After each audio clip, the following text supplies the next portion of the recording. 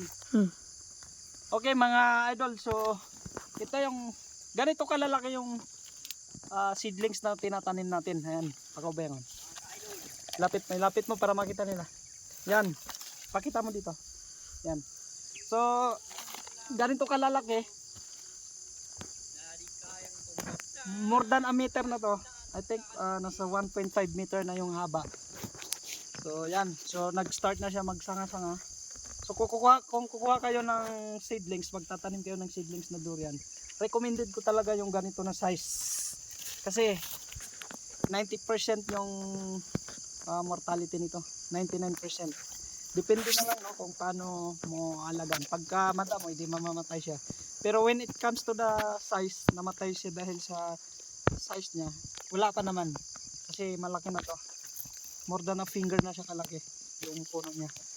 So, pakita mo yung butas natin. Pakita mo. So yan, ganyan kalalim yung ating butas. So, yan, pagka nilagay natin siya, kailangan sobra no. Hindi, wag natin i-level dito, so hanggang dito para panatag yung pundasyon ng ating durian. So, tanggalin lang natin to. Yan. Sa pagtanggal na mga idol, kailangan buo pa rin yung lupa, buo pa rin para yung mga ugat niya hindi na hindi na siya hindi na mabago. So yan. Ganyan lang. So pakita mo. Yan, lagay natin. Then saka natin tambakan. Meron tayong pala dito. Huwag nyo pansinin mga idol yung damo kasi mamaya lilinisin ko yung perimeter niyan, din mag-apply tayo ng herbicide. I-sprayhan natin yan ng herbicide. Yan, tambakan natin.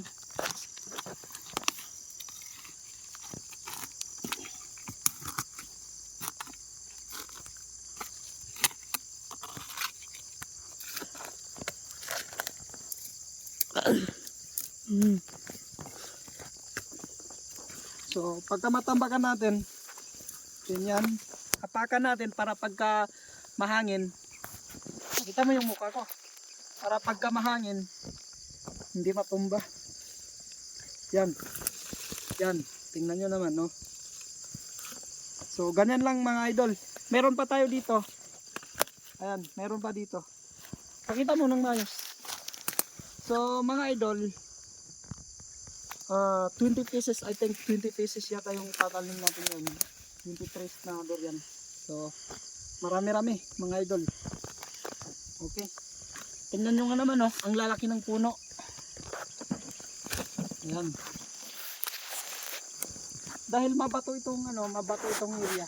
Kaya, tatamnan ko na lang ng durian. Hindi siya recommended na tamnan ng mais. Gulay pwede pero mas maganda yung durian kasi talagang mabato ito.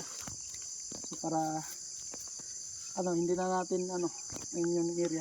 Yung mga na lang, yung mga walang bato dito sa farm natin yun yung paglalagyan natin ng mga hindi yung mga crops na tinatanim palagi kagaya ng mga gulay, mais. But itong high valued crops, ito yung nilagay ko dito sa mga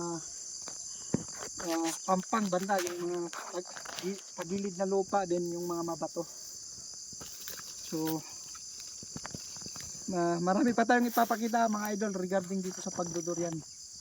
So hanggang dyan lang mga idol.